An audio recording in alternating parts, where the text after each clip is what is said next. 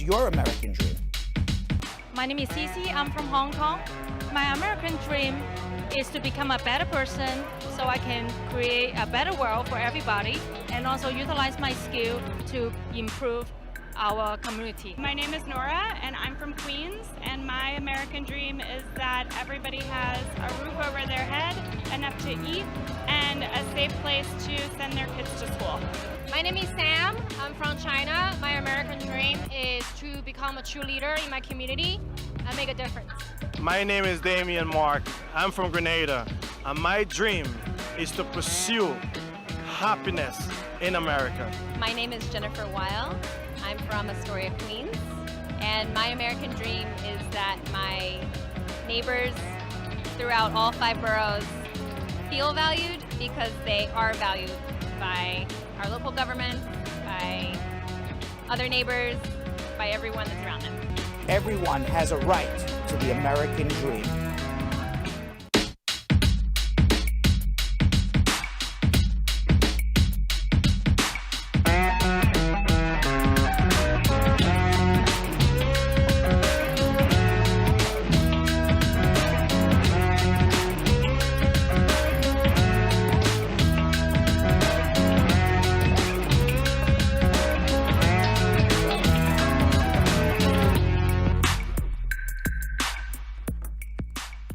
Welcome, everybody. It's Hump Day Wednesday, September 29th. My name is Brad Bernstein, and as always, in the studio with me, Yonathan Yo-Yo Elias, and somewhere out in the Ethernet internet, somewhere in the clouds, landing in Miami, Vanessa Nesquik Contreras. How are you, my dear?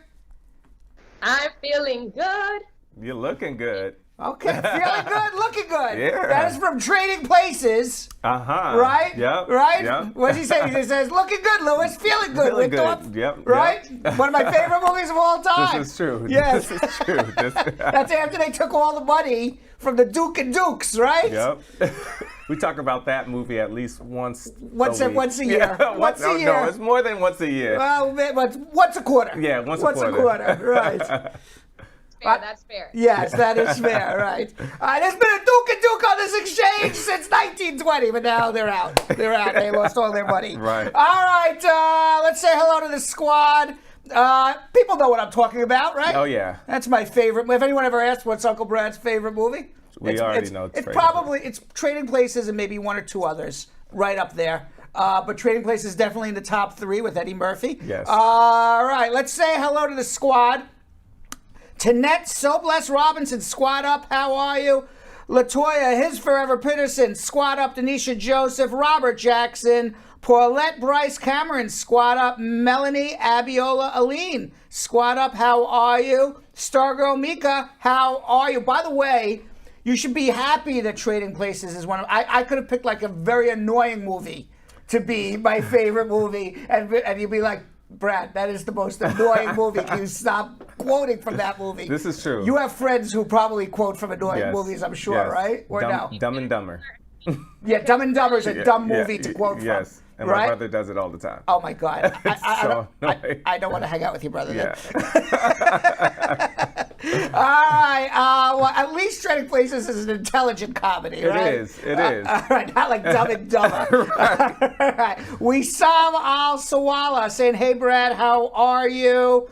And Cordella, happy Hump Day, Cordella. By the way, Cordella, she texted me the other day. She is making juices. Ooh. So if anybody wants some, she started her own company. So congratulations, Cordella Douglas. So I think she's calling it Annie's Juice or something, but it's all homemade juices. And if you're interested, hit Cordella up in the comments. Nice. But congratulations to Cordella. Joy Titus, squad up. Willie L. Williams, how are you? Jessica Levy, Joelle Davis, squad up. How are you? Acelia Enots. I see her. I see her too. She is #1 in the comments on YouTube. Yes. I always say it's not a race, but we always appreciate who's #1. Of course. Right?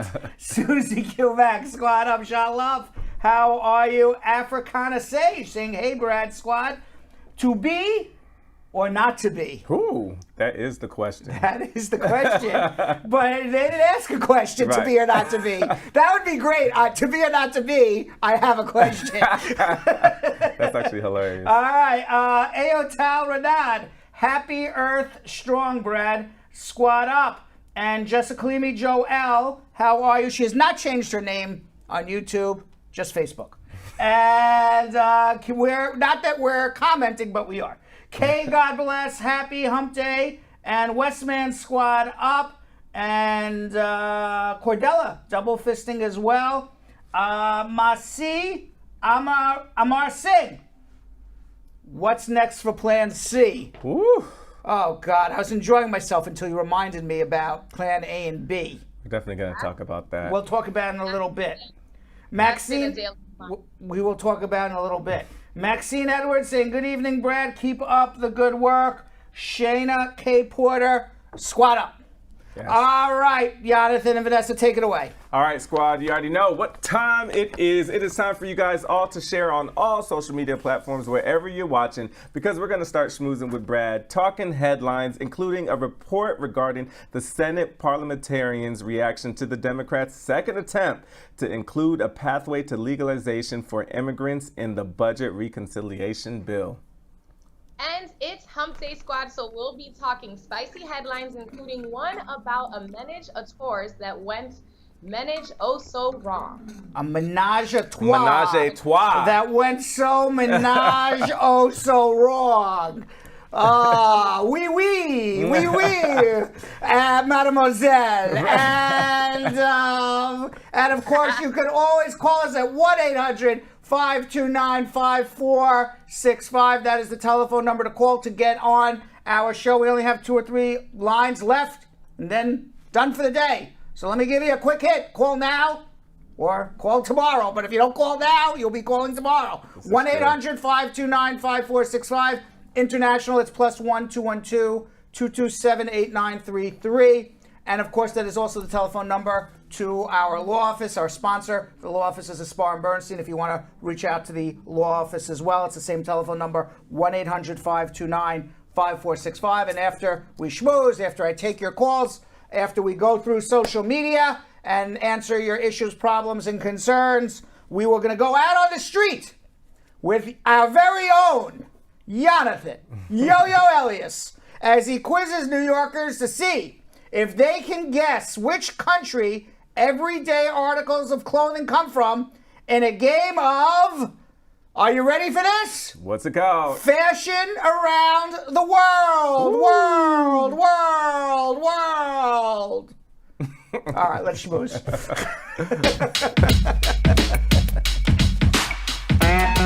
Oh, I got the wrong cards in front of me. Those are the better cards. I picked up the Hump Day cards by mistake. Can't skip the schmoozing part. All right, so Plan A didn't work out for the Democrats, sadly. That was the 4 various amnesties. It was the amnesty for DACA recipients, the amnesty for people in TPS, the amnesty for farm workers, and the amnesty for essential workers.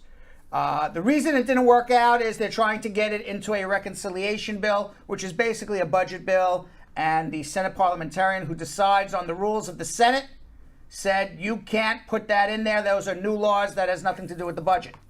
So they went to Plan B. Mm-hmm. Plan B was not making new laws, taking existing laws, changing a few sentences that would potentially raise billions or maybe even trillions of dollars. And the Senate Parliamentarian 2 hours ago ruled that Plan B, which was changing the registry date, we didn't know what date, but it's now being reported that it was going to be changed to January 1st, 2010. That's what they were going to change That was going to be the date, and that would have covered all the DACA recipients, right? Because the DACA recipients needed to be here by June 2007. Mm-hmm. And so that would have covered all the DACA recipients.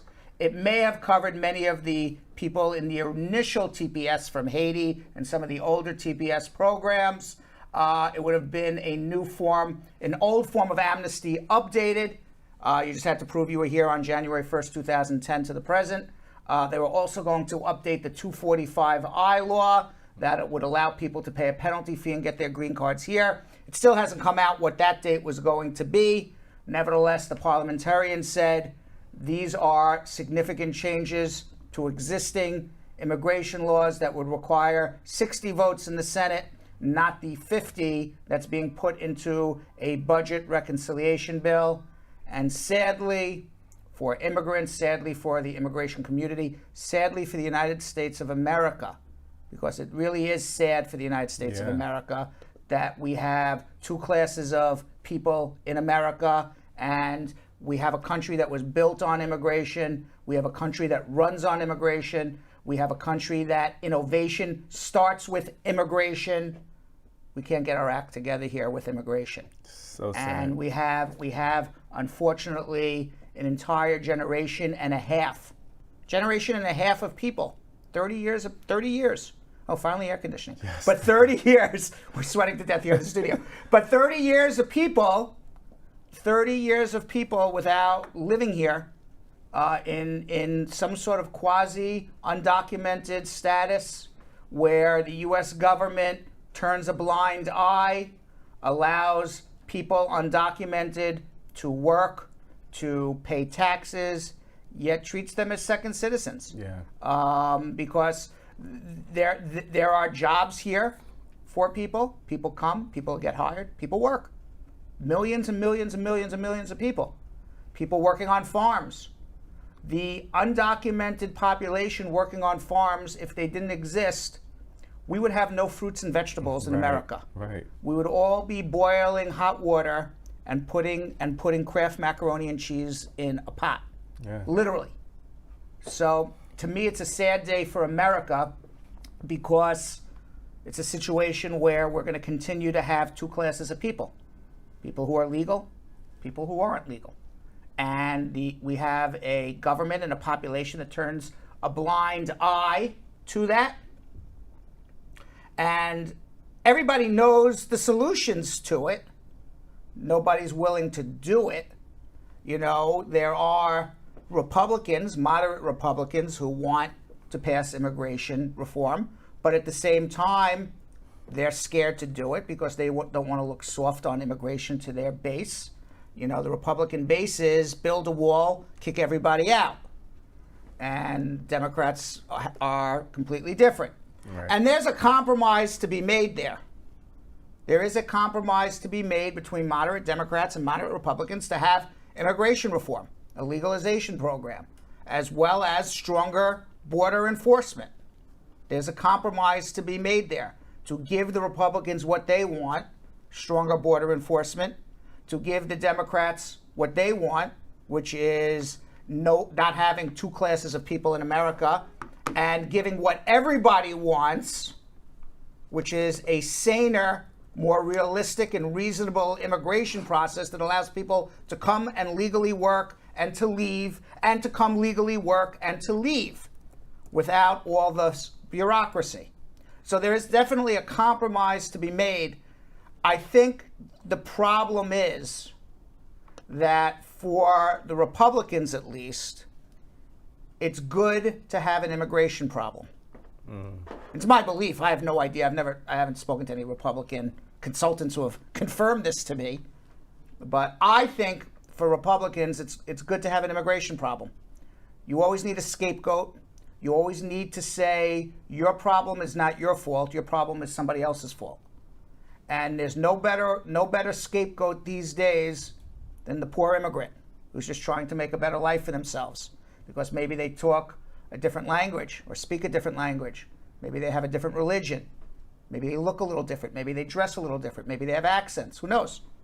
But they're different enough in terms of pointing out an accent, a language, the way they dress, the way they act, that you can tell somebody your problem is because this person looks different than you.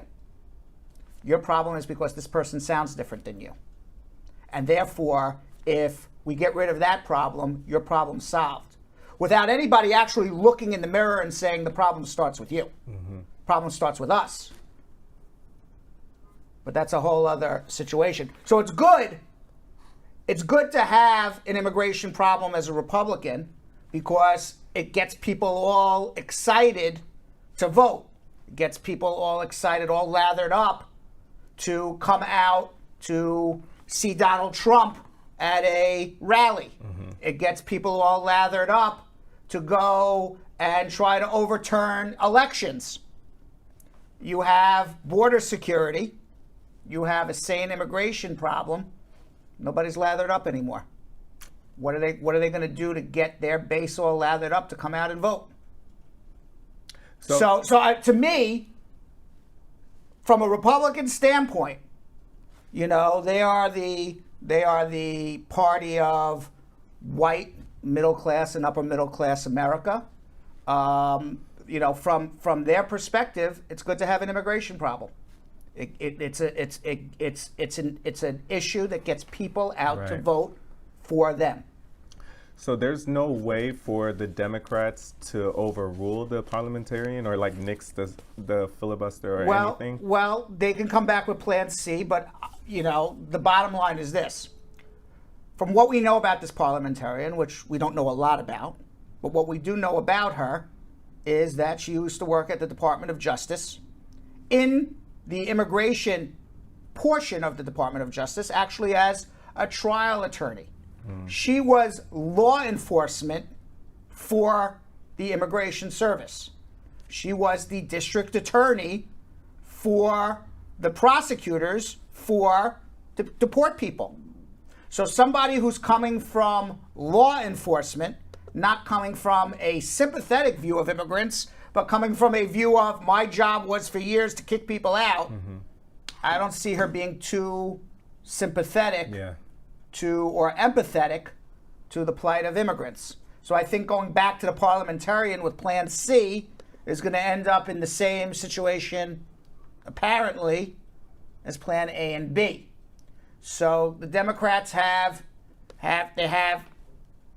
three choices. They can fire the parliamentarian and hire somebody more sympathetic. They can overrule the parliamentarian and just do it anyway.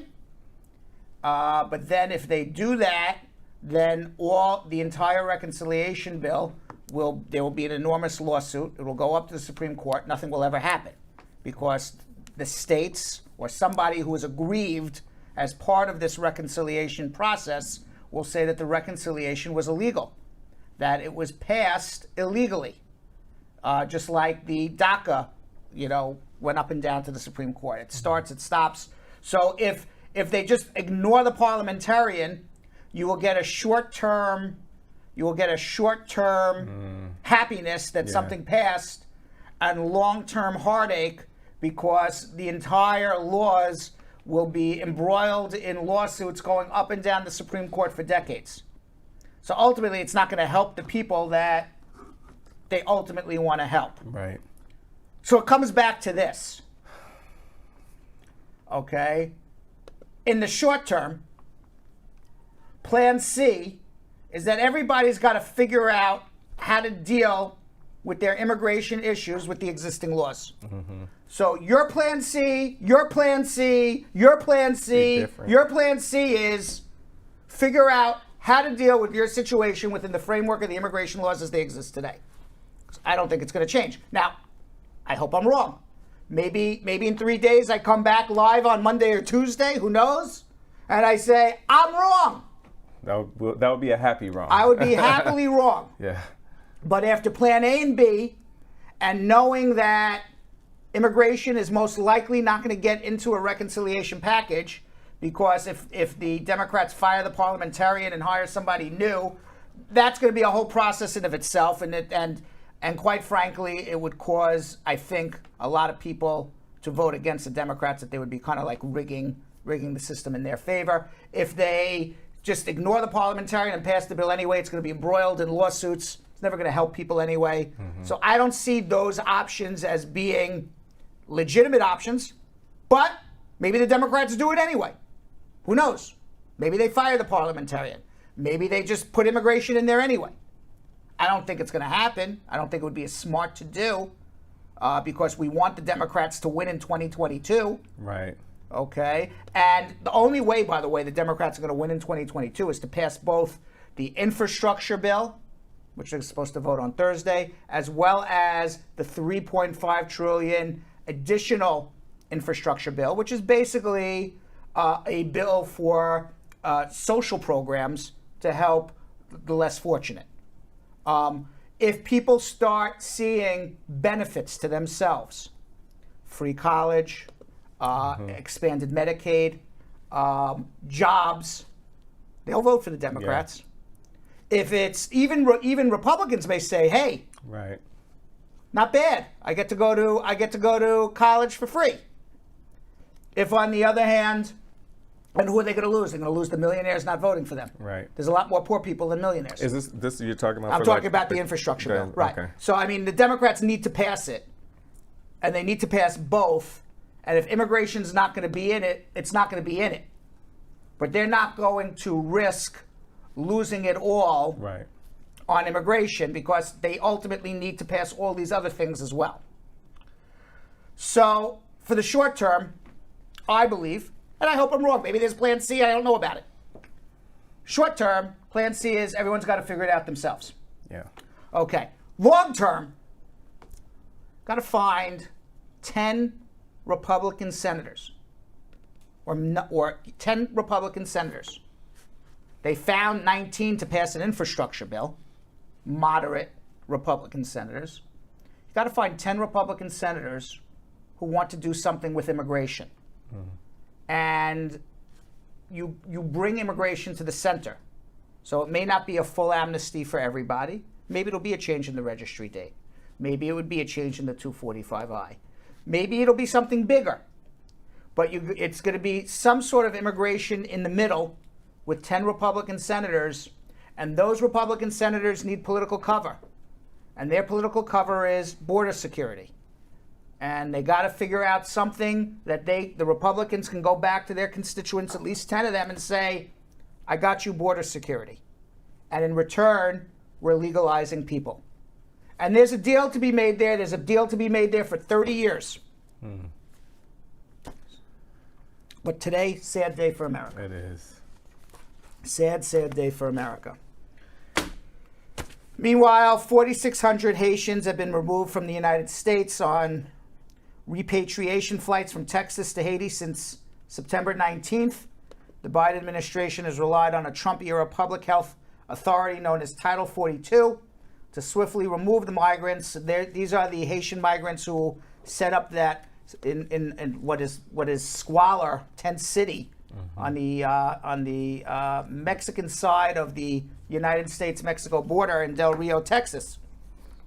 Now, thousands of migrants, many of whom are Haitians, they've converged in these makeshift camps, waiting to get processed by U.S. authorities. But the United States is sending them back to a country that is in of itself in absolute turmoil. Now, Haitians who arrived to the U.S. southern border, they're being returned, as I said. They're facing political instability following the assassination of the president in August, a 7.2 magnitude earthquake in the same month that left more than 2,000 people dead. Last week, Daniel Foote, we talked about, the U.S. Special Envoy for Haiti, handed in his resignation to Secretary of State Anthony Blinken, saying he will not be associated with the United States' inhumane, counterproductive decision to deport thousands of Haitian refugees. And I understand even now that Haitians, they're making it even difficult for Haitians. In the past, were able to get to the Dominican Republic side, but now I understand it's extraordinarily difficult to even get on to the DR side. I don't know that for a fact, but that's what I've heard through some of my clients. Right. According to more sad news, what kind of hump day is this? Jeez.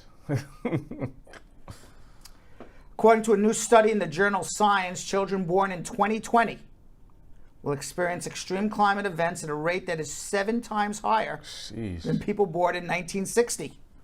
Scientists say that the current rate of global warming and national policies that fail to make necessary cuts in the heat-trapping pollution, climate events such as heat waves will continue to rise in frequency, intensity, and duration. That leaves children of younger generations facing a severe threat to their safety, according to the study's authors.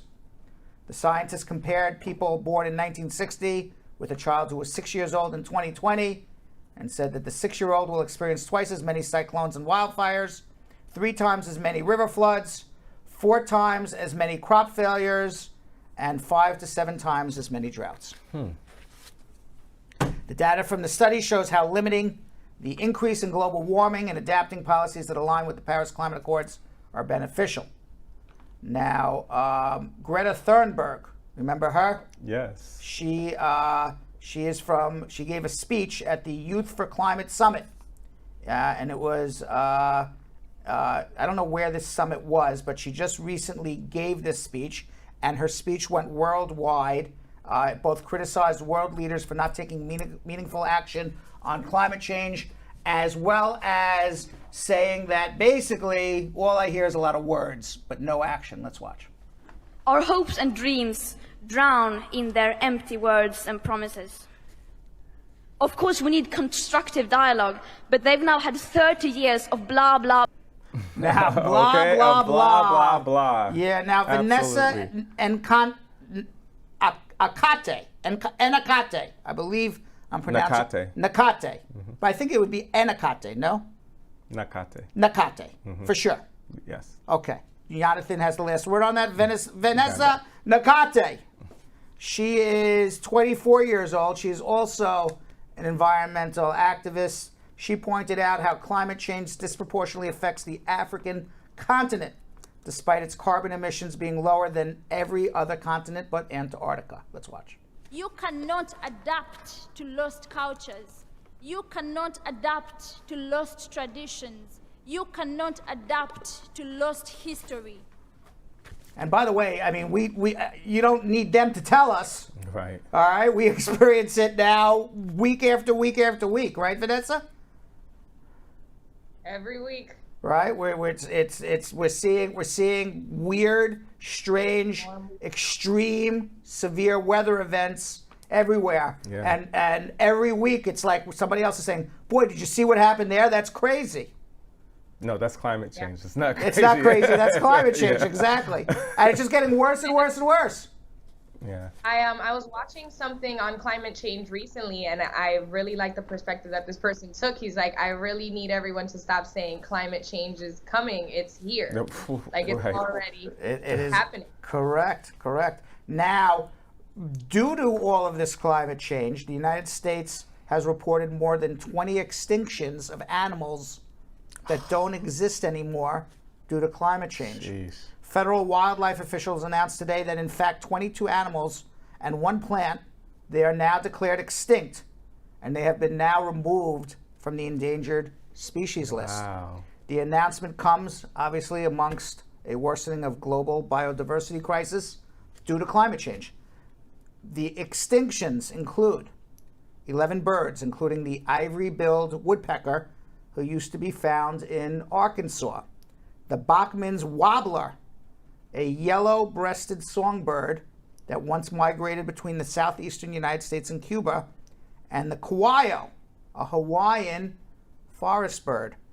8 types of freshwater mussels, 2 fish, a bat, and a plant from Hawaii also have now gone from the endangered species list to the extinct list. Jeez. The officials and advocates said many of them were likely extinct or almost so by the time the Endangered Species Act passed in 1973. Officials and advocates said so perhaps no amount of conservation could have saved them. We don't know that for a fact that it was global warming. The Endangered Species Act wasn't passed in time to save most of these species, said Noah Greenwald, Endangered Species Director at the Center for the Biological Diversity, a nonprofit group. Nevertheless, it is still a tragedy. Since the passage of the Endangered Species Act in 1973, 54 species in the United States have been removed from the list because their populations were covered, while 48 have improved enough to move from endangered to threatened. So far, 11 listed species have been declared extinct. A 60-day public comment period on the new batch of 23 begins on Thursday. So, we'll hear if anybody says, no, I cited one recently. But if not, ultimately these 23 will be added to the 11 species that have already been declared extinct. Trifling news all around. This is. Oof. All around. All around. Trifling. And of course, we're still in the middle of a pandemic. The U.S. has reported now 43.2 million coronavirus cases. Pfizer and BioNTech submitted their clinical trial data to the Food and Drug Administration yesterday, and it shows that their vaccine is safe and effective in children's 5 to 11 at 1/3 the dose used in adolescents and adults. So the children are going to get 1/3 of the vaccine. But now, according to the Food and Drug Administration, they do not believe that children will be eligible to take the shots until November. The Wall Street Journal, citing an unnamed source, said the companies would submit their applications for emergency use authorization in the coming weeks, even though they have targeted the end of September. Reuters also reported the companies had not started the official process yet. Currently, 55.8% of the population is fully vaccinated. And Dr. Anthony Fauci has said that the vast majority will likely need to become vaccinated to control the spread, though experts don't know the exact percentage. We talked about this yesterday. We did. What's going to be the herd immunity. So approximately 6 out of 10 Americans now are fully vaccinated. 4 out of 10 either have 1 shot or no shots. What a sad day. Let's make it happy. What a sad day. You want to talk some Humpty Hump Hump? Yeah. Let's talk some Humpty Hump Hump. Let's do that. Take a little bit of the stress off the shoulders. Let's take a little stress off, right? Yeah. Some ménage a trois now that I know how to pronounce it. Right. You say the word all the time, but you don't. You don't read, you never read it, right? Yeah, like it's just you don't ever spell it out. Like, right. You know, I've never. That was the first time I've ever seen ménage a trois spelled out. You need to read more Shades of Grey, whatever it's called. That's right. I'm all about self-development. All right, as long as you knew what it was, Right. Vanessa, that's the most important thing, all right? Meanwhile, it's not, doesn't matter if you can read it, it's a matter if you know what it, you know it, right? You know it when you see it, right? Meanwhile, Steven Vanzant, a guitarist in Bruce Springsteen's E Street Band, writes a new memoir that he had so many romantic encounters in the 1970s that he developed an addiction to the ménage à trois. Do you know who Steven Vanzant is? He was the guitarist next to Bruce Springsteen. Mm-hmm. Yeah, he was the guy who always wore that stupid thing on his head. Yeah. Yeah. He said it was really sexually liberated time, the 70s. There's never been anything quite like it, honestly. It was just a wild, wild time, and women were truly, truly liberated there for a minute. I mean, it was a really wonderful time to be alive. Yeah, I guess it was a wonderful time to be alive, to be a rock star. Right? Yeah, it was Studio 54. Studio 54. Yeah. That sounds like fun. Yeah. Right? Hanging out with Andy Warhol. First of all, and Michael, Miguel, what is his name? Miguel Basquiat. Oh, Basquiat. Yeah, right. They were all at Studio 54. First of all, I didn't even know that, because I'm a huge Sopranos fan. Right. I didn't know that was him off The Sopranos. Yes, he was in The Sopranos. Yeah, I had no idea. Yeah, that's him in The Sopranos now. Yeah. Yes. Isn't that funny? You didn't realize that? I didn't realize that. Yeah, because he's Jersey guy. Yeah. So all the Sopranos were from, Jersey. Now the guitarist writes that, when he was in The Sopranos, the show's creator, David Chase, originally wanted Steven Vanzant to actually play Tony Soprano. Wow. Yeah, but when the network said no, they're going to cast someone, they're not going to cast someone with any acting experience, Vanzant recommended another actor called James Gandolfini after seeing him audition for another part. So actually, it was Stevie Vanzant brought in Gandolfini to play Tony Soprano. He was just perfect for it, though. Oh, yeah. Yeah. I love that show. I haven't seen it in a long time. I rewatched it like maybe a couple years back, like finished the whole series. It's amazing. Wait a second now. Wait a second. Wait. I'm now just thinking something. What? Steven Vanzant is saying women were truly liberated there for a minute in the 70s because he had a bunch of threesomes? Are women not liberated now, Vanessa? What is this guy talking about? Ladies doing their thing. Yeah, I think it's probably because You're not saying that women are liberated now? I think they might not be think they liberated are. to him. I think it's a great. him. I think other than the fact that we have COVID, it's a great time to be alive today. Yeah, I don't agree with that. I think they might not be liberated towards him because he might have been used to a certain amount of play back then. Yeah, he was well, he was a rock star. Right. So that's probably personal experience. Exactly. Exactly. Now, what you said? That it was definitely a different time. It was definitely a different time. Right. Yeah, it was pre-HIV. Right. Or scare, the HIV scare, because HIV came in the early 80s. In the 80s. Right. So it was pre-HIV. The Vietnam War was over, and people were partying, I guess, right? It was Donna Summertime. Listen, it right? was just a good time. Donna Summer, Gloria Gaynor, Studio 54, and Stevie Vanzant's having threesomes everywhere. I wish I could go back in time just for a day. Maybe a couple of days. Now, I just turned my card, and it says, and contrary to what Stephen Vanzant says, it does seem that people are still having threesomes today. Absolutely. You know this for a fact, Yonathan.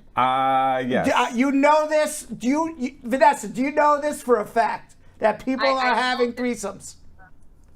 Yes. Damn. Yes. Damn. I don't know this for a fact. How do you guys know this for a fact? I don't. I take the fifth. Must know someone that. What? There's always someone that was the fact. Right. Now, a model has revealed how her boyfriend's ex tricked them into having a threesome, and it got hot and heavy with the blindfolded lad who didn't realize until they had finished. Oh, come on! No. How do you not know? No. Listen, finish reading the story because I know about this story. This is trifling. Trifling? Yes. Okay, so Camila L., she was 21. She wanted to spice things up with her partner, Alan. That was not his real name. His real name was Yonathan. No, I'm only kidding. So she decided to bring, I'm only kidding. So she decided to bring a third person into the bedroom for a surprise. The couple had been dating for a year, and after discussing the idea of a threesome, Camila wanted to turn it into a reality. I wanted to be the cool girlfriend, she says. Mm-hmm. Now, Camila, who shares saucy snaps on Instagram with her 55,000 followers, made a profile on Tinder with their picture explaining the situation and what kind of girl they were looking for. Now, I'm a single guy. I've been on Tinder sometimes. Mm-hmm. I have seen those. I have seen those. Couples. Looking for a third. Yes. I swipe left. Yeah. That scares me. Yeah. that scares me. I'm like, well, I don't know. I don't think so. Yeah. But anyway, Camila put the thing up on Tinder, and she shared some saucy snaps. And she said, after about a week, I matched with a girl named Sammy, also not her real name. We started chatting. I was surprised by how forward she was. She told me she wanted to have some fun as soon as possible. The 21-year-old initially had her reservations, but after speaking to Sammy, she said, let's go for it. I wanted it to be a surprise, so I told my boyfriend to lie down on the bed. I blindfolded him. I handcuffed him to the bed. When Sammy arrived, I let her know my boundaries, one of which that she wasn't allowed to make out with my boyfriend, and we made it to the bedroom. What is this, like X-rated now? This is, well, no. What kind of cards is this? Listen, this is where it gets real trifling. All right, so Sammy took off her clothes and had on the most extravagant set of lingerie I'd ever seen, and she looked so excited. And Camila says that while the three were getting down, Sammy completely ignored her and put all of her attention to her boyfriend. Camila said one of my rules was that she wouldn't kiss my boyfriend. Of course, she made out with him multiple times. And she said when she came back, my boyfriend looked like... Now, after the trio had finished, Camila's boyfriend asked to have the blindfold removed. And as she did, Sammy ran into the bathroom. She said when she came back, my boyfriend looked like he'd seen a ghost. And she started laughing. He looked at me and said, why did you bring... Yes. Why did you bring my ex-girlfriend? Oh, come on! Come on! That's like the crying game! That's like the crying game! I was not expecting that! Exactly why I said were you keep expecting reading. That? Were you expecting that? That's the crying game! Oh my God. Well, it's not the crying and game, she but... knew what she was doing. Wow. She knew what she was doing the whole time. Wow. The ex-girlfriend knew, She said, I not was the so new mad. one. There was nothing I could do because I was the one who set it up, It had all been my idea. My boyfriend was distraught that he'd upset me, and he was so angry with her, but in the end, it did make us closer. We now laugh about it now. Oh, my God. And then the girl put on her clothes and ran out. Oh, my God. It's the best story ever. That's like literally... Do you believe that story? I believe it. Do you believe that story? I absolutely believe it. I believe it. Listen. There's also, I feel like there's a proximity thing with these apps, right? Yeah. So I'm not surprised. I mean, I am, but I'm not that happened because similarities, proximity. Whew. Man, oh man, that was a great one. That's better than any book I've read. Excuse me 1 second. Somebody sweating. Someone in the comments saying punk much. What? Wait, what? Punk what? much? Yeah. I don't know if it's hot in here, Yo-Yo. Oh man. Well, I'm just imagining that happening to me, and it's my ex-girlfriend. Could you imagine? Oh my God. I would be But he was mad. blindfolded the whole time. I would be mad. But come on, you got to know how your girlfriend feels and how your ex-girlfriend feels. Come on, you'd be But like, you're not even thinking about that. But you'd be though. like, come on, No, what did no, you no. get? Like a boob implant, a boob reduction? You gain weight? Nah. I mean, come on, you can't have the same exact body. You know You're not gonna remember. You're not if gonna you know. were blindfolded, you would know how your man feels versus another man, right, Vanessa? Come on. Yeah. Yeah. Not right. your ex. We don't. First of all, we don't know how far back this ex is. Denisha said Yo-Yo is overly excited. It seems like I was there. I just read this story before and I thought it was brilliant. That's it. Yo-Yo was like he was there. Yeah. All I know is Yonathan. Thank God Vanessa's with us today. Right. I probably wouldn't be that excited if it wasn't. Meanwhile, going off to the UK, a couple was left red-faced when they had to be rescued from their vehicle after it flipped over as they were having sex. Of course, this happens in the UK. The fumbling fornicators, as they are called by the police, they said they arrested a bunch of fumbling fornicators, had been strengthening their relationship one evening last week after they're parking their Toyota Yaris on a secluded road in Derbyshire. I think we've had some Hump Day from Derbyshire before. They seem to be very randy, very randy over there in Derbyshire. But during their throes of passion, one of them knocked the handbrake, sending the small car rolling down the hill.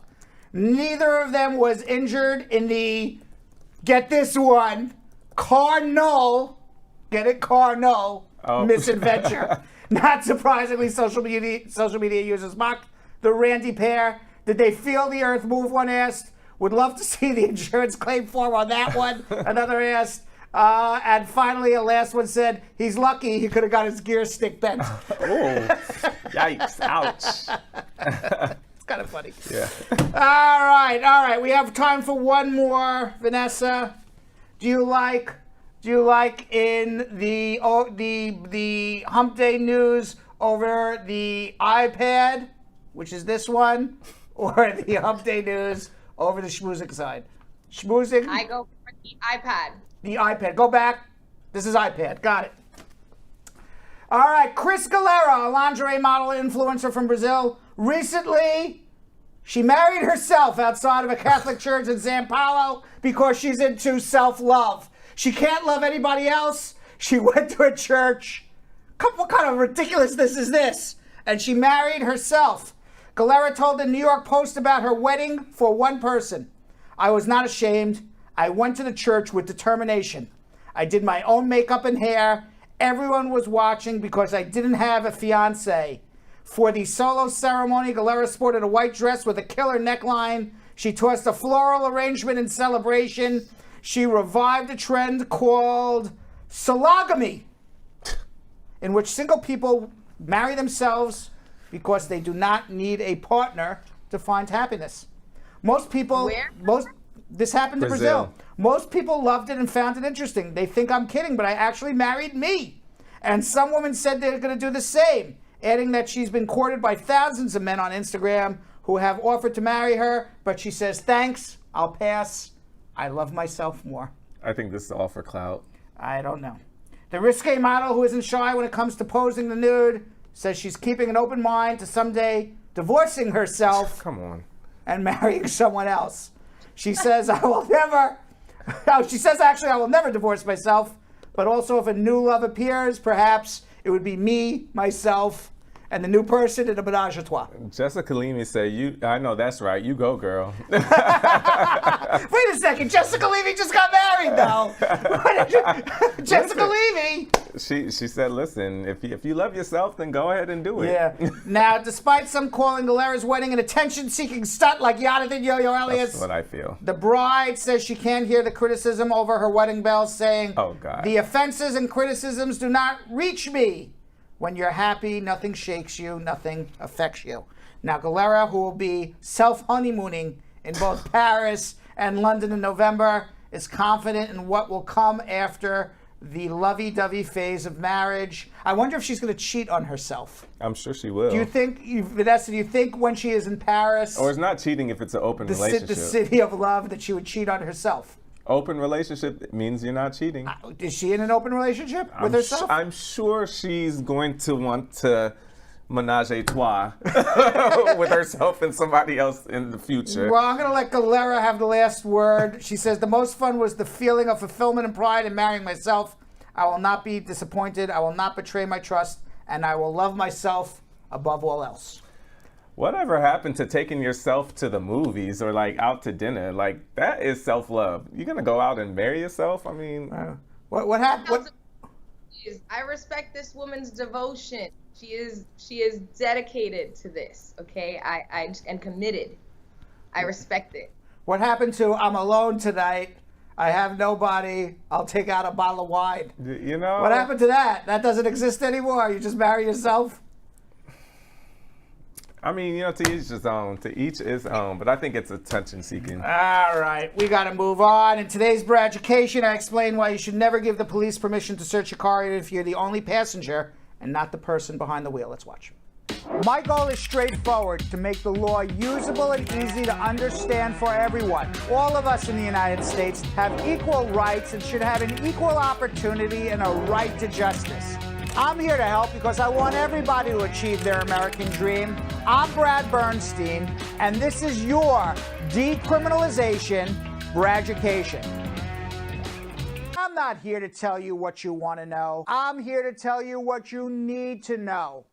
My objective is to make the law easy for you to understand so that you can use the justice system, know your rights, take advantage of the law, and achieve your American dream. When a police officer has probable cause that a crime is being committed by you, the officer has a right to arrest you. This notion of probable cause comes from the Fourth Amendment to the United States Constitution. It protects people from unreasonable search and seizures. It is not a guarantee against all searches, but just those that are unreasonable. Do the cops have a right to search your car or truck if you get pulled over? If a police officer pulls you over or approaches your vehicle, provide the paperwork they ask for. But if they ask to search your vehicle, whether you have something to hide or not, your answer should always be no. No, you cannot search my vehicle. Your right is that the police cannot search your vehicle. You may notice that the police sometimes, when they stop your vehicle, look through the windows. It's because they're only allowed to search your car if they have reasonable suspicion that a crime is being committed based on what they see in plain sight. So if you have nothing in plain sight in your car, whatever they find would not be admissible in court because it was an illegal search, and the case against you would be thrown out of court. That is why the police always ask for permission to search your car. If you give them permission, it's no longer an illegal search. You invited the police to search your car. And if you are inside the vehicle and they find something incriminating, and maybe you're just the passenger in the car, whatever they find, even if it has nothing to do with you, you are still criminally liable for what is discovered. So for example, if the cops find an illegal gun under the seat of a car that you're a passenger in, and you know nothing about this gun, even though you know nothing about this gun, the police will still charge you with illegal gun possession. So that illegal gun will belong to the driver and everyone in the car. It will be one gun belonging to multiple people. So that is why everyone in the car should say no to a police search. If one of 4 people in a car says yes, then the police are invited to search, and you never know what the police may find. If the police tell you it will make your arrest more difficult for you, if they have to get a warrant, well, then they're usually bluffing. It means they most likely do not have probable cause to search your vehicle in the first place. All right, it's meat and potatoes time. You got an immigration question. Hopefully, I'll give you an answer you like. Sometimes you don't like my answers, but you are getting the quote-unquote hashtag truth. All right, let's go to Kurt in Boston. Kurt. Hello? Hi, Kurt. Yeah, hello, Brad. Good evening. Good evening. Yeah. Good question I have to ask. I filed for my wife. She's in Jamaica. I filed for her from last year, October. I sent in a petition for her. And then since of this year, about 2 months ago, they sent for something else. I sent it to them. And from that, only I see who they only reviewing it. All right. Who sent for something else? The embassy? No, not the embassy. Who? The immigration. Not USCIS. the embassy. It doesn't reach. Yeah, it doesn't reach your I-130 has not been approved yet. No, it's not been approved and yet. what did they ask for? They sent for some papers from my wife. All right, Kurt. Yeah. You want me to help you? You got to be specific. So stop a second. Yeah. So when you tell me they sent something, I sent something back. How the heck can I help you? What did they ask for? They asked for a birth certificate. They asked for a picture. They asked for a pot of gold. I don't know. What did they ask for? No, I'm going to tell you what they asked. Yeah. She's on the line with you too. All right. Kurt, let your wife take over. What did they ask for? Yeah. They asked for, the form, the second form that came with the 130 form. The I-130A. Yes, 130. Okay. Yeah. And okay, so when did you submit that back? About 2 months ago. Okay, and where are you now? I'm in Jamaica. You're where? I'm in Jamaica. Okay. So if you did not submit a completed application and they ask for additional forms, which is the I-130A, your case does not get moving until that gets submitted. So unfortunately, for your purposes, for immigration purposes, the application was filed 2 months ago. So you have a long wait ahead of you because there's delays. There was a delay from not completing the application properly. There's delay in immigration because they're short-staffed. There's delay in immigration because of COVID. There's delay because the U.S. Embassy in Kingston is currently closed. So you got a long haul ahead of you. Now, if you want to speed up your case, there's 2 ways to speed up a case. One is you can file what's called a K-3 visa. It would be done on an I-129 application. The K-3 visa is an application for you to come to America to wait for your green card here. Usually when you file the K-3 petition, that speeds up the I-130. They approve the I-130 and then say the K-3 is moot. But it did its job by speeding up the case. Alternatively, if Kurt has some humanitarian reason or you have some humanitarian reason why you need to jump the line over everybody else, you can always present those humanitarian reasons to immigration. But unfortunately, at the moment, you have a long wait ahead of you. Okay. Even though they said they received the... Yeah, they received it. So in other words, if you submit, just so you understand the concept, you submit an application, they send you back an RFE, which is a request for more evidence, and it's sent back right at the beginning of your case, and they say you're missing documents, you're missing forms, you don't have a completed application filed, Your case is still at the starting line as far as immigration is concerned. Once you have a Okay. completed application and you submitted what they want to see, that's when the application starts moving. We submitted. They said they Yeah, received it. understand. Yeah, I understand. Yeah, they understand what you received mean, it. brother. So in other words, Yeah. 2 months ago, as far as immigration is concerned, 2 months ago, that's when your application was filed. If you want to Okay. try to do Yeah, the K3 I understand. on your own, you can. You want to call me, that's up to you. But that's an option to try. I can't promise you it'll happen, but to try to get the case moving faster. Hold on.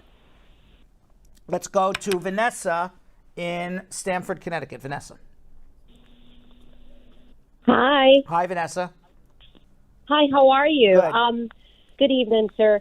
So my mom filed, my aunt filed on my mom's behalf. It's kind of a crazy situation, an I-130 application. Your mom back in filed on your aunt's behalf?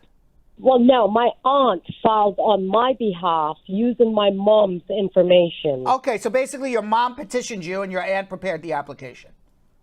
Exactly. Got it. Okay. Okay, so the thing is this. She filed that back in 2017, and we heard back from them. We got a letter saying that they're a little busy and overwhelmed. But the case is kind of a complex case. My mom's on the state. Your mom is what? She's on the state. What do you mean she's on the getting state? assistance. I don't know. What is on the She's state? a U.S. citizen. Uh-huh. And my aunt filed the paperwork using her information, but as the leading affidavit of support. I don't understand what the problem is. Your mom's a U.S. citizen. She filed for you. Your aunt filled out the form for her, which was nice, and helped your mom out. But your mom is the petitioner. You filed an I-130 visa petition for you. I assume you're over 21, and you Yes, have that to is and you have correct. to wait on that I-130 to get approved. Once that From I-130 2017. Correct. Once that I-130 is approved, you get put on a waiting list for a green card. If you are single and unmarried, right now people who filed in 2015 are eligible for green cards. You filed in 2017, so even if the case Got was it. approved today, it was approved last year, you're still waiting 2 more years. That's why immigration I see. hasn't reviewed it yet. Because to them, whether they approve it today, they approve it yesterday, they approve it tomorrow, you're still on the same waiting list. So I see. unfortunately, you're on a waiting list. Now, Okay. your other issue, which you may or may not know, are you undocumented? Have you overstayed your visa? What's your situation? No, nothing like that. I actually came to the States to have a surgery because I had cancer Oh, I'm a few sorry to hear years that. ago. Thank you. And that's when my aunt put in the paperwork. What is We- your I was status? just What is concerned. your status here at the moment? I'm able to come back and forth to the United States. You have a visitor's visa. I do. Okay, fine. So you have approximately 2 more years of waiting. It would be my Got it. guess. Okay. Somewhere in there. Okay. All right. Got so just it. hang in there. Thank you You're so very much. welcome. I appreciate you, My pleasure. sir. Thank you for calling. Okay. All right. Bye-bye. Very nice woman. She got bad news, but understood and was very nice and polite. Yes, we like that. Okay. Marie in New York. Marie. Marie. Marie. Hello? Hello, Marie. Hi, good night, Brad. Good night. How are you? I'm good, thank you. What's going on? So, my question is, can a mother who is a green card holder file for her child who came to the United States on an international student visa, is now out of status, but is attending university currently? Okay. And your question is That's what? my How does this person get a green card? Can the mother file for her child? Absolutely. The mother has a green card. She can file. If you have a green card, you can file always for unmarried children under 21, over 21, just a longer wait over 21. If they're undocumented at the end of the case, unless they're 245I or unless the laws change, and there ends up being a Plan C, but right now there's no Plan C, your son, the son or whoever this son is would have to do a provisional waiver, go home and come back. But the answer is yes, the mother can and should file for the son. Okay, so you're saying that he would have to go home? He would have to go home at the end of the case. Okay. Now, if he is undocumented for more than a year and he goes home at the end of the case, he won't come back for a decade. You do what's called a provisional waiver. The provisional waiver is forgiveness. I'm sorry. And then the U.S. government, if they approve the waiver, it's based on hardship to the petitioning mom. If they approve the waiver, he has this letter in his hand before he leaves saying that the government has already forgiven his undocumented status. He goes home, gets his green card, and returns. Okay, even though he's attending university? Even though he's attending university. Okay. All right. The first step starts with filing an I-130, and it should be done. I-130. Okay? All right. Good luck. Thank you. You're welcome. Nambia, excuse me, in Houston, Texas. Yes, sir. How are you? Can you hear me? Yes, I do. Good. How are you? Good. Yes, sir. Actually, I live in Houston right now, and I came here with a green card lottery visa 5 years ago. Next month, I'll make it 5 years next month, like the 14th of this coming month. So I already filed for my 100 M400 already, and then I already gone for the fingerprint. My question is, so when I was coming over here, I'm from Togo. So my country is French country. So I have to have somebody to assist me for the 216 or all those things. So he told me, he gave me bad advice, so I couldn't include my kids on my case. How did you get your green card originally? Huh? How did you get your green card? Was it Visa Lottery? Yeah, green card lottery. Okay, all right. So this is, and you're not the first person in the world to contact me and say they left their kids off their Visa Lottery application. And the reason why people are leave kids off the Visa Lottery application, generally, it's not right, it's misrepresentation, it's lying. But the reason it's done is because now you have a lower threshold for an affidavit of support. So probably the person who was giving you the affidavit of support was unable to give an affidavit of support for a family of 3, 4, 5 people, but can give an affidavit of support for 1 or 2 people because their income wasn't high enough and you wanted to get your green card and come. So you left the kids off. Now you file for your naturalization, and you now have children, and they're going to be like, where did these kids come from? There's going to be misrepresentation issues. What I would suggest you do is not discuss it on the air, and you have a private one-on-one consultation with a lawyer. So hold on one second. Roger in Statesville, North Carolina. Hello? Roger, how are you? I'm good. I want to know what kind of actions you can take where you have an attorney who messed up your H-1 petition, leading to a denial. Well, there's no action you can take. If your H-1B is denied and you're out of status, you got to figure out another way to get a green card. So in other words, there's no rule or law that says you had ineffective assistance of counsel I want to do over, if that's what you're asking. So if your lawyer screwed up, from immigration standpoint, there's nothing you can do. Now, if you want to bring a legal action against your lawyer for malpractice, for monetary civil issues, to get reimbursed for your lost income from an H-1B, that's a different situation. But in terms of going back to immigration and saying, hey, I want to do over on my case because my lawyer screwed up, there's really no option. There is something called a motion to reconsider, a motion to reopen that you can file within 30 days of a denial if you have additional evidence that immigration didn't know about before. Those motions take years and usually are denied. There's also a nunc-pro-tunc motion that you can do beyond 30 days and say, put me back into this position in an H-1B, even though I want you to ignore that 30-day motion to reopen law, but you really, got to show like extraordinary circumstances to get anything nunc-pro-tunc beyond the 30 days approved. It's almost impossible these days. Okay, because the lawyer did file for the motion to reopen, but I would have lost the employment opportunity because And it takes school years. is no Right. longer I finished. mean, the reality is, I understand. Yes, there is a motion to reopen, but it's going to take 2-3 years before they decide on it. At least a year, sometimes 2 to 3, and you lost the job opportunity. So you got to have a consultation with another lawyer and figure out other options for you. Okay. All right. All right. Thank you. All right. Let's go to Hazel in Deerfield Beach, Florida. Hazel. Hi. Hi. How are you? Hi, Brad. How are you? Good. Nice to hear your voice. Thank you. Yes. I have 2 questions for you. First of all, my mom, she's here.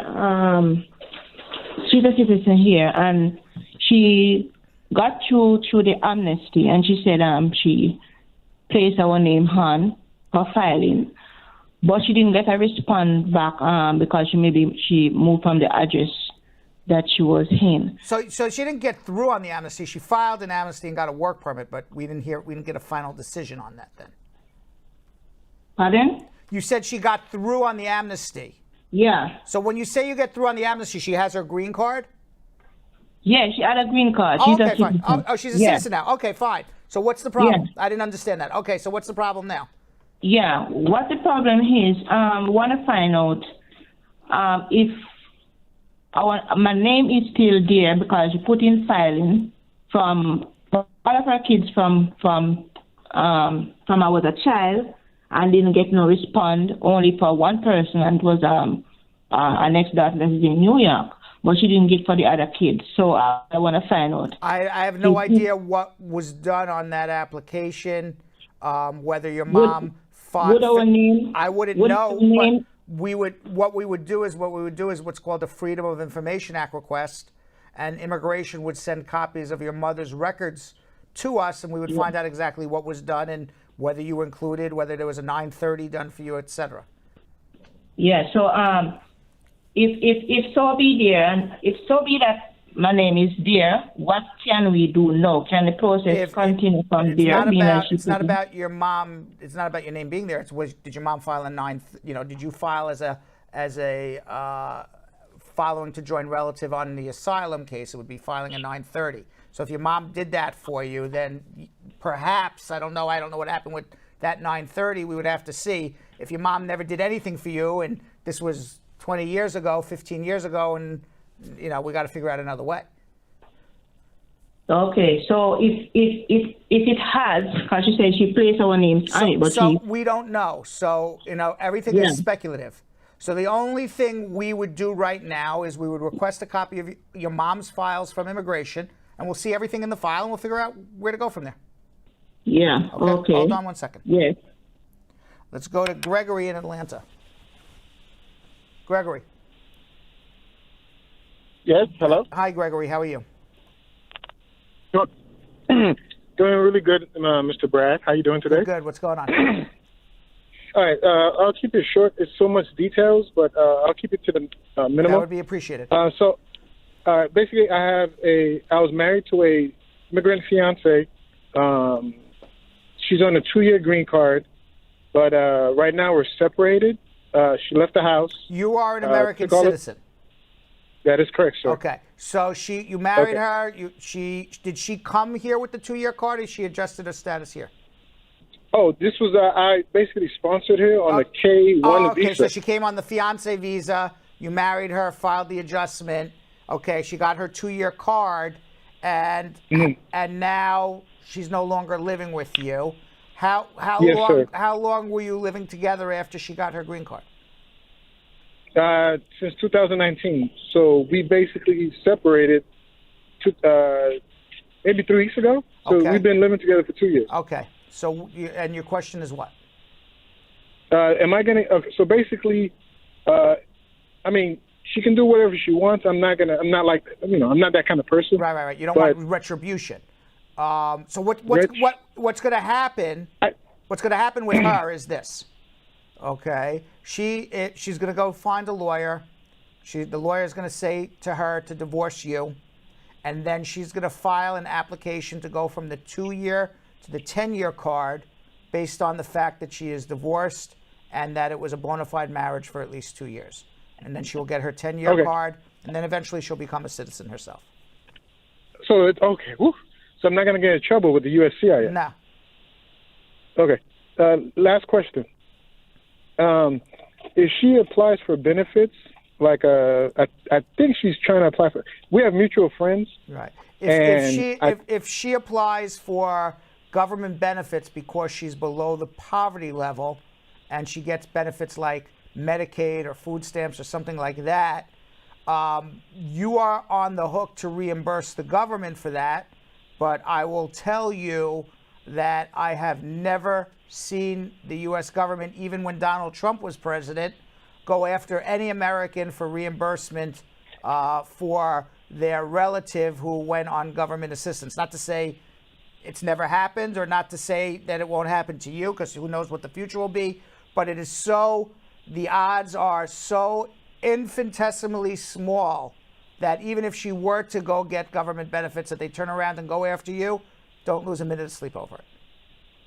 Yeah, because I know they can't get the benefits because she's only been here for 2 years. Because I remember the rules was well, she can get any government benefit that any lawful resident can get. The issue is that you gave an affidavit of support for her, so the government can turn around and request reimbursement for her benefits because you're not supporting her. But the point is, I've never seen the government actually enforce that. So I'm saying don't lose sleep over it. Okay. Yeah, I already submitted she's not divorcing me. I'm actually divorcing her. I have the divorce document. Okay. She's not answering the lawyers. They can't find her, so I'm going to do a divorce by publication. Right. So I just want to cross my T's and dot my I's. That's fine. Yeah, just get divorced. She's actually not smart. She should want to be divorced. It'll help her immigration case. Wait, I don't get it. Because the only way that she can go from a 2 to a 10-year card, because she only has a 2-year green card. So that is correct, sir. Right. So the only way she can get her permanent green card for life, there's only 3 ways to do it. One is you and her sign the application together, which you're not going to do. 2, she shows that she's been physically abused. I assume she wasn't, but if she is, then yes, she can do it that way. Or 3, the judge or 3, she divorces you and proves it's a real marriage. So really, the realistic way is divorce and prove it's a real marriage. But if she's dodging divorce, she's only hurting herself. Oh, so the person. So if I'm since I'm doing it first, it hurts. It doesn't hurt. It doesn't. Whether you divorce her, she divorces you. She just needs to be divorced. Doesn't matter who starts it. I'm just saying. I'm just saying by making your life more difficult to do the divorce, she's only hurting herself. She should want to be divorced. It would help her immigration. I understand. All right, Greg. Got it. Now I understand, Brad. All right. Thank you. Good luck. Good luck. All right. Monique in Philadelphia. Yes. Good afternoon. Good afternoon. So my question is, so my sister has 2 children. So her first son was filed for with his father when his father received his green card. Her second son is currently still in Jamaica, but the father has since been deported. Is there anything that can be done for her second son? Okay. The father was deported. What is her status? She's still in Jamaica, so she has no status. Okay. No, if the father's deported, there's no family member to sponsor the son. Even though he was born at the point that his father had a green card? Yeah, that doesn't matter. It would only be if the father was a citizen. Father doesn't have a green card anymore, so there's no family member to sponsor. Okay. All right. Sorry about that. Thank you. All right. BJ Roy. BJ? Hi. Good evening, Brad. How are you today? Good. How are you? I'm also good. And first of all, happy birthday. Last week you have. Thank you. Thank you. Thank you. So I have a question. Actually, I want to apply for the citizenship, and I get a green card like a 2016. So I already done my 5 years. Plus also, I have 3 misdemeanors, but before the green card, I got it. 3 charges for a theft charges, all the misdemeanors. What happened with the cases? So my case was going to be a immigration court, and she cleared everything like a judge, immigration judge. After that, no any charges against me. So can I apply, and is anything happen or no? Okay, so let me just understand correctly. You were in the United States. You had 3 misdemeanors. You got put in deportation. You won your deportation case and ultimately got your green card. The government knew about all of your arrests, and despite all of your arrests, you were able to do some sort of waiver and get your green card. So congratulations. You got your green card in 2016. You've had a green card now for more than 5 years. You have 5 years. 10 years. You have more than 5 years of good moral character. You are eligible to file your naturalization immediately. On the naturalization application, it will ask, have you ever been arrested before? And you are absolutely to tell the truth. I was arrested 3 times. Here's my misdemeanors. The government knows about it. They gave you a waiver for it, so it's already forgiven. So unless you did something after that fact, which you haven't, you're going to become a citizen without a problem.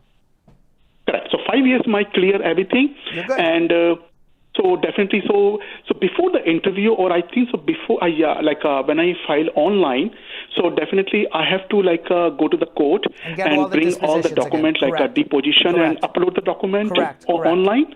You go to the court. When I go to the interview, I have to bring with me all this document. Bring the dispositions to the interview. Correct. Okay. And so last question. So sir, after this one, how long is taking a biometric appointment coming? You may skip the biometric because they already have your biometrics, and if they already have your biometrics, they're not going to ask you for it again. So you may not even get one. Oh, really? Okay. And also, so it takes how long this process taking for become up? I don't know in California off the top of my head, but I can tell you in New York it's 8-9 months. I assume California is similar. Okay.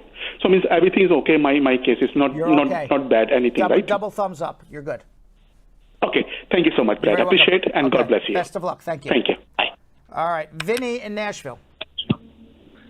Hi. Hi, Vinny.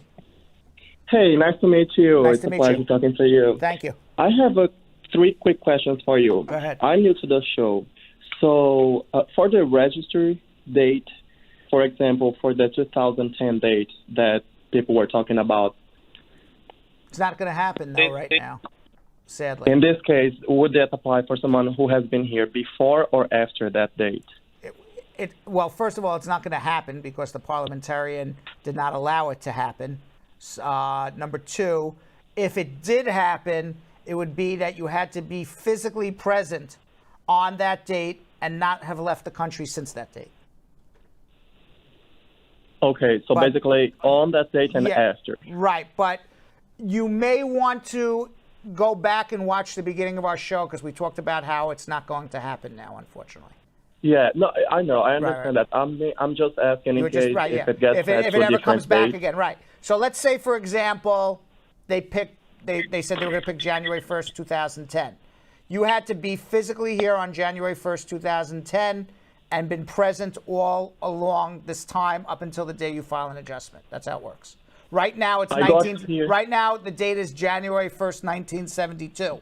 So for those few people who are octogenarians who've been here for 50 years and never got a green card, and they've been here since January 1st, 1972 to the present, they could apply. I got here in November 2014. So if they work on that for 2010 or 15th, that would apply for me. If it was 2010, you'd be out of luck. If it was 2015, you'd be in luck. Okay. So if they work on a Plan C or whatever for a work permit for people like me, and a different administration, or if the Congress, the Senate change next year, can someone take it away from us? Yeah, that is so speculative. Who knows? I don't know what they're going to do. So let's see. But the answer is you can always have work permits, green cards taken away if you do something that's deportable. You commit crimes or whatever until you become a citizen. But in terms of if the question is, if Congress passes a bill and they start processing it, can a new president come and say, we're not going to do it? No. Can a new Congress come in and override the old law? Yes. Can somebody sue and go into court and say this is an illegal law? Yes. And if they do, can a judge put a temporary restraining order on processing these cases? Yes. So, but everything is so speculative because we don't know what will pass and when it will pass, if anything will ever pass. Okay, I understand. Good to know. And just my last question. I came here with a tourist visa. I overstayed and I applied for my extension. Do you see any other possible ways that I could legalize other than marriage and U visa? Not off the top of my head, no. Okay, all right. Thank you. I appreciate your work. Thank you. Good luck. Thank you. Bye. All right. All right. By the way, if you didn't get your immigration questions asked and answered, you could always follow me on Instagram at @RealBradBernstein. Drop me a DM, and I will reply to your DM. That may take a day or two. I'm not as quick as I used to be. I get a lot of them, but I will reply as best as I can and as fast as I can. You can also follow us at Bradshaw Live on Instagram. You follow us at Bradshaw Live because you can't handle 2 hours of me, Yo-Yo, and Vanessa, but you can handle 30 seconds. Watch the best snippets and little biteable pieces on Bradshaw Live on Instagram. I don't even know if I said anything correct there. Yeah, a biteable piece? That doesn't make any sense to me. Could be a biteable but piece. people get it. And of course, you can also follow us on TikTok, our fastest growing social media platform. You can ask your question both in the question and answer or in the comments. And if I see it, and I like your question, because I can't answer all of them, you will get a video response from me answering your particular question. People love Bradshaw Live on TikTok. Yes, and you guys can follow me at Yonathan Elias TV on Instagram. And you guys can find me at Vanessa.Contreras.TV.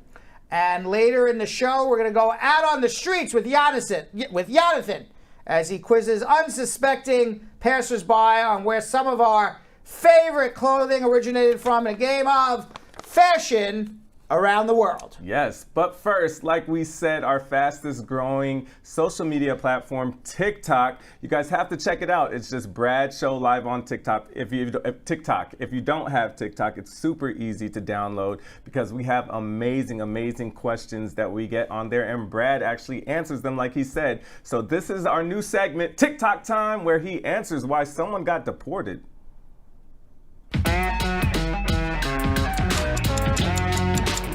No, sorry, you probably did not get deported for a DUI. If you're a DACA applicant, a DUI is a significant misdemeanor which prevents you from renewing your DACA or getting it in the first place.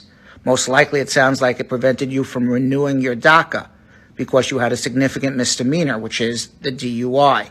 If you can't renew your DACA because you have a significant misdemeanor, guess what?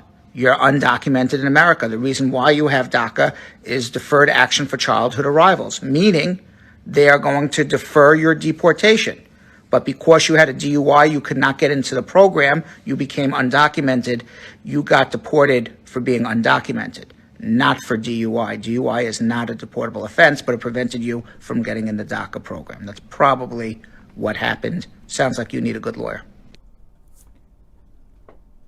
All right, let's check out social media. Everybody's issues, problems, concerns. Yonathan and Vanessa have been scouring the comments for the best comments. Absolutely. All right, first one is Denisha Joseph on Brad Squad VIP member. Can a green card holder file a mandamus for their spouse in another country with USCIS after 22 months of waiting? And if so, what's the cost? Yes. Cost is... Ready? Drum roll, please. You got to call and have a consultation with me. That was good. Yes. Adam Tan Jeanette Ola Piju, Brad Squad VIP member. NBC has changed my category from F2A to F2B. While I'm still protected under CSPA, how can I be changed back? You write them and tell them. It should be F2A. Explain why. Ask if I can on Brad Squad VIP You member. can't ask. Yeah. And it's the To VIP be or member. not to be? What was right? I have a question. Right. Remember, to be or not to be? Yes. Right. All right. If someone is waiting for the approval of humanitarian reinstatement, how long will it take? The substitute sponsor is the mother, and the priority date is December 5th, 2010. The petition was filed by the father, who's a U.S. citizen. It usually takes under a year, but closer to a year than less. Closer to a year, but under a year. Ayatol Radnud on YouTube. How long should I wait to apply for a change of status after I get married? I've been married for almost 2 years. Adjustment of status, I think it's 2 years too long. Go file now. Ashish Bardua, YouTube.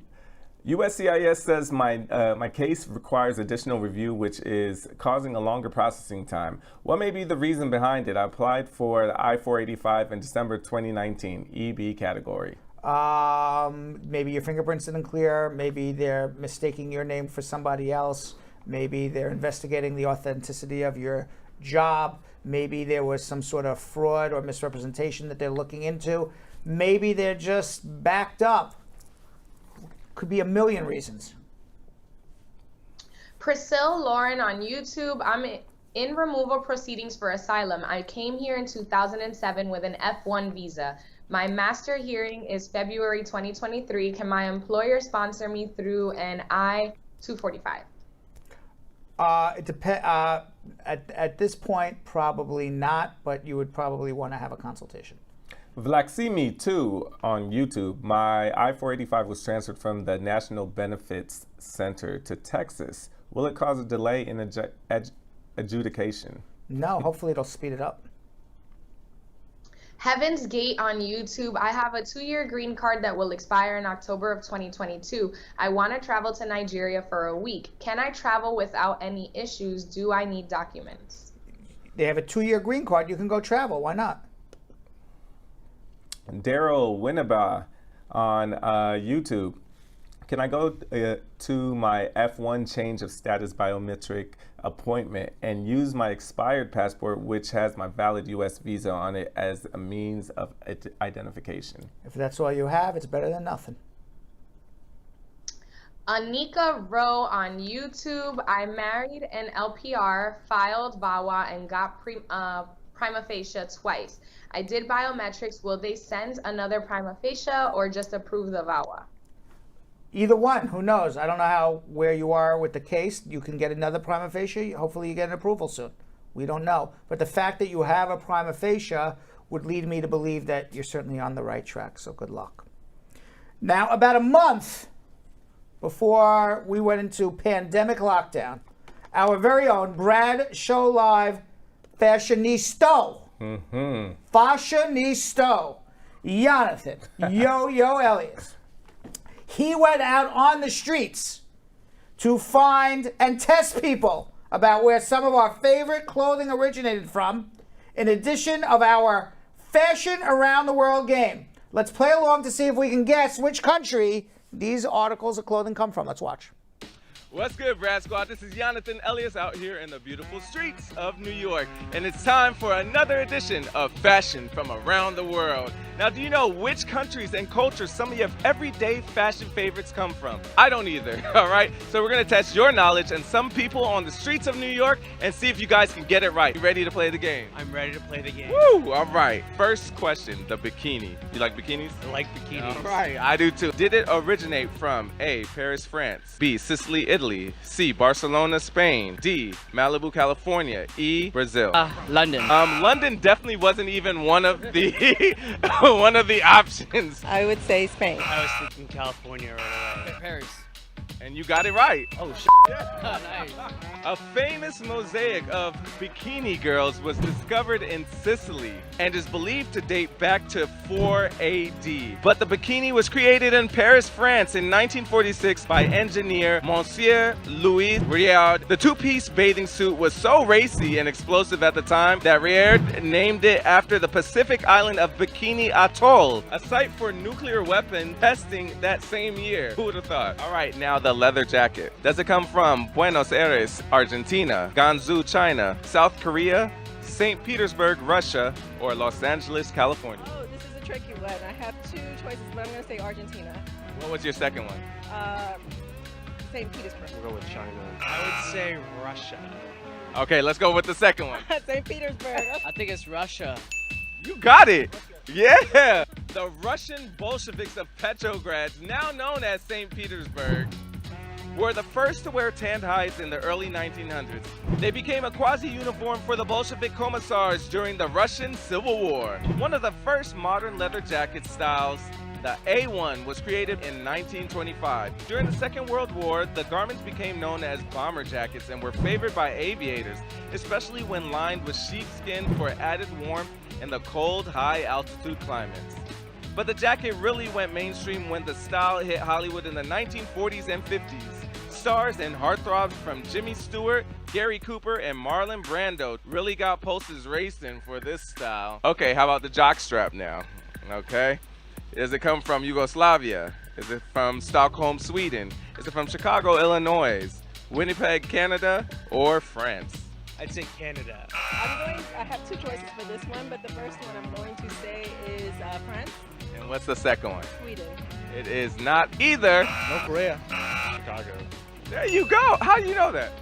Oh, because Americans are crazy, so we need jock straps for football and stuff, you know? Ah, makes sense. And that's why we call them jocks. Oh, damn, I didn't even notice that. C.F. Bennett of a Chicago sporting goods company fashioned the first bike jockey strap in 1874. The jockstrap was first invented for cyclists suffering from the bumpiness of the cobblestone Boston streets. It is now used by athletes worldwide to protect their manliness. Fun fact, in the early 1900s, a low-volt electric-powered jockstrap claimed to cure insomnia and erectile dysfunction. Now, the camanto, the reversible poncho. Okay. Is it from Central Chile, Jamestown, Virginia, Mexico, Southern Tibet, or Central Colombia? This one is tricky because you got a couple of South American nations in there. I don't even know what a reversible poncho is, but I would guess Tibet. I think it's Virginia. Chile. I am going to say, I don't know, Chile. You got it, baby. Yeah. Widely used across South America, the camanto is the name given to the poncho in Chile. Traditionally, the dark side of the poncho is used during the day while the light side is mostly worn at night. The making of a camanto demands great diligence because of the extreme attention to detail involved in the weaving of the silk and wool. Now the beard cap, so it's to protect your beard from, cold weather. Is it from Vermont, Siberia, Iceland, Greenland, or Canada? That's a tough one. Why don't we say Canada? Canada? I'm gonna say Canada or Greenland. Say one of them. Canada. I'd say Canada. Iceland.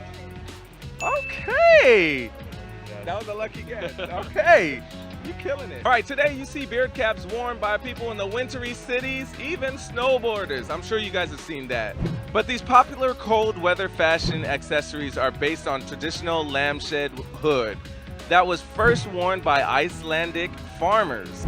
Everything except the small opening for the face protects you from even the worst snowstorms like the ones Icelandic farmers have to contend with. The Panama Hat, you know that, right?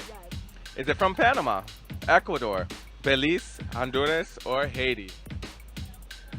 Oh boy, I'm gonna say Panama. I'm going with Panama. Let's go with another one. Belize? Panama? Do you think we really gonna give you Panama if it's from Panama? Question. Haiti? Ecuador? Yeah! Good job. My other nationality is Ecuador. Ecuador. See, doggone it. But I know an interesting fact about the Panama hat is that it folds up and it goes into the suitcase. Oh wait, it does? How? It does, because during the construction of the Panama Canal, the workers and whatnot, they needed the sun and the shade. So basically, they had to have something where they can move around very quickly but still take with them. So they fold it up and put it in a suitcase. I love it. The Panama hat is a traditional brimmed straw hat of Ecuadorian origin. Panama hats are light-colored, lightweight, and breathable, and often worn as accessories to summer weight suits, such as those made of linen or silk. Fun fact, I actually like wearing Panama hats my damn self. Now the last one, gold hoop earrings. Is it from Uzbekistan, Sudan, Egypt, Ghana, or China? I would say Ghana. First one. Uzbekistan. Yeah. Is that your final answer? Yes, it is. Maybe it shouldn't be. Okay, China. Maybe that shouldn't be. Korea. I'm gonna say China. Let's do one more. Ghana. One more. Uzbekistan. Sudan or Ghana? You gotta go with one. Sudan. There you go. Wow, you killed it. Thanks. You represented. Thank you. Yeah. Sudan. Wow. Yeah. Come on. You did good. Hoop earrings originated in Africa, also known as Nubia, what is now known as Sudan. Egyptian royalty, including queens and pharaohs like Nefertiti, King Tut, and Cleopatra, wore gold hoops, but it was more for the style than any purpose. Well, there you have it, Brad Squad. Another fun and successful edition of fashion from around the world. If you guys didn't get them right, you actually learned something just like I did. Now, where did the gold hoops come from? Africa. All right, back to the studio. All right, we have 9 more immigration questions. I got to answer it in 50 seconds. Or Yo-Yo and I are dust in the wind. All we are is dust in the wind.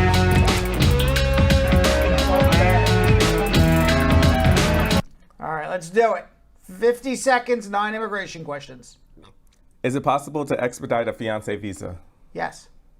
Can my citizen sister file for me to get a green card? Of course, but it'll take a long time. Can I petition my company while awaiting my asylum approval?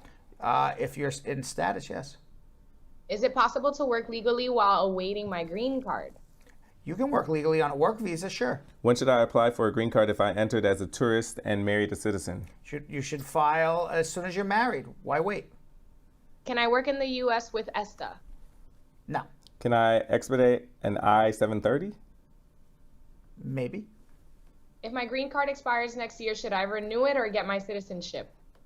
Get your citizenship. Can I fly to the U.S. with my Mexican passport and naturalization certificate? No, you need a U.S. passport. Sheesh. Look at every day. It's like not even easy. It's not even hard anymore. Not that. We gotta make this harder. Oh no! Don't say that. We're gonna make it harder next week. I gotta sit down. This is too easy now. Oh Lord. This is like when whoever broke the 4-minute mile. Now everybody runs faster than a 4-minute mile. Oh goodness gracious. I don't know who broke it, but whoever it is. If it gets harder, I hope your answers don't get longer. Right. No. Boss lady. Right. Scared us there. You scared us there. All right, comments of the day.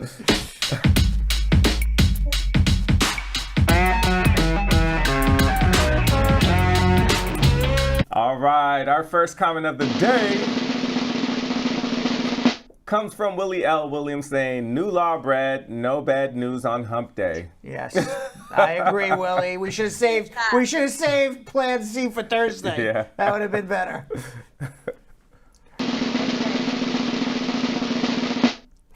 Our next comment of the day is from Rihanna saying, "I love these damn stories. I love some good tea." That was a really good one. That was a shocking one because I didn't know the story ahead of time. I was reading it.